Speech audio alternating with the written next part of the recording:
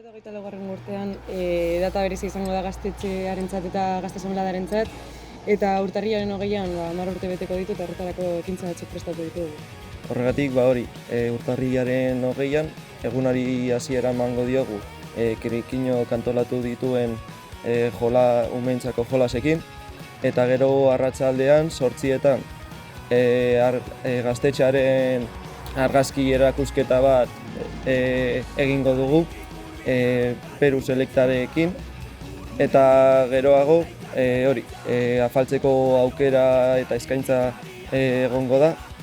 Azkenik gaueko kontzertuekin abiatuko gara, eta honetan Amurrioko 4 bankos, Streetwise, Brigade Loko eta DJ Ona, Retox eta Guda egongo dira.